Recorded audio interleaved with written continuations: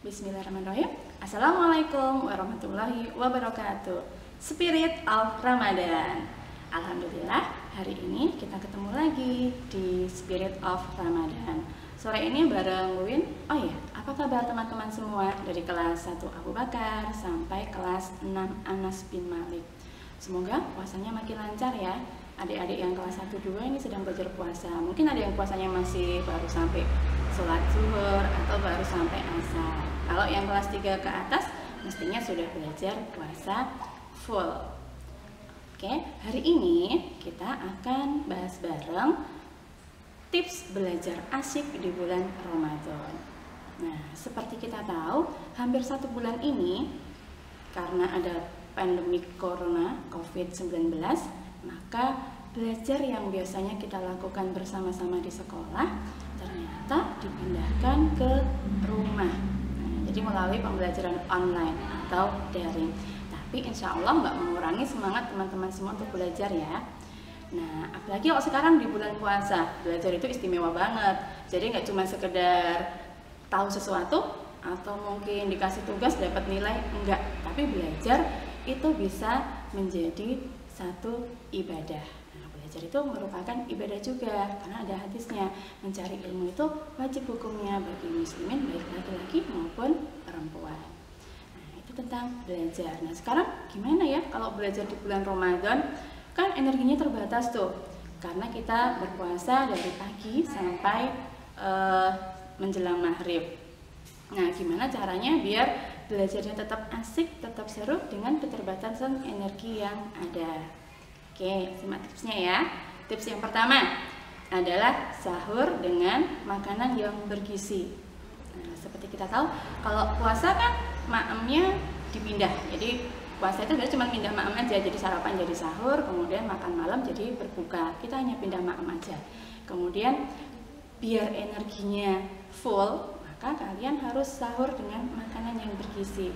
Makanan yang bergizi itu yang kayak apa sih? Makanan bergizi itu ya ada karbohidrat, itu dari nasi, boleh juga diganti kentang.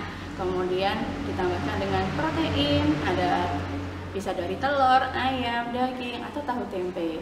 Kemudian dari lengkapi juga dengan vitamin dan serat. Ini wajib banget. Jadi kalau sahur wajib banget ada sayur.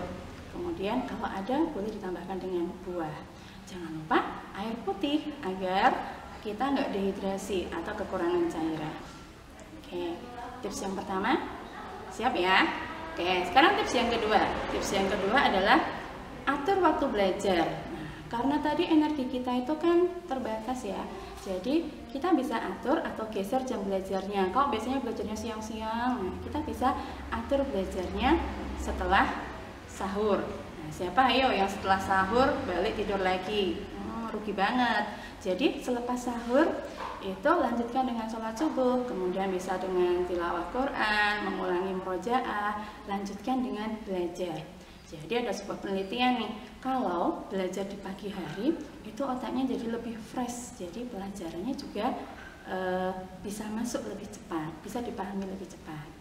Kemudian waktu yang kedua bisa juga dilakukan menjelang berbuka. Nah, ada nggak nih yang menjelang berbuka hanya menghabiskan waktunya untuk sekedar nonton aja? Rugi banget ya.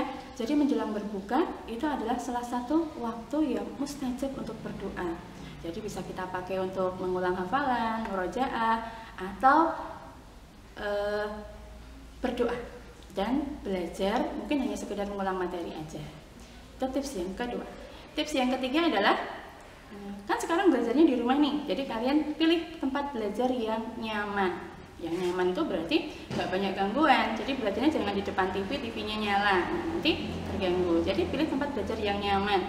Bisa misalnya gelar tikar di depan rumah, di teras, atau mungkin sambil di pinggir sawah kalau rumahnya di sawah. Jadi pastikan tempatnya nyaman, nggak terlalu panas, kepanasan, kemudian sirkulasi udara dan cahayanya cukup.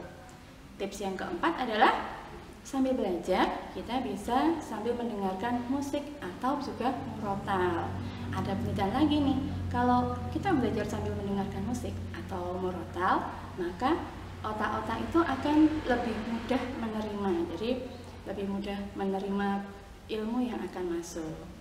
Kemudian tips yang kelima adalah membuat catatan kecil, atau kalau ada istilah kerennya mind mapping. Apa sih itu mind mapping?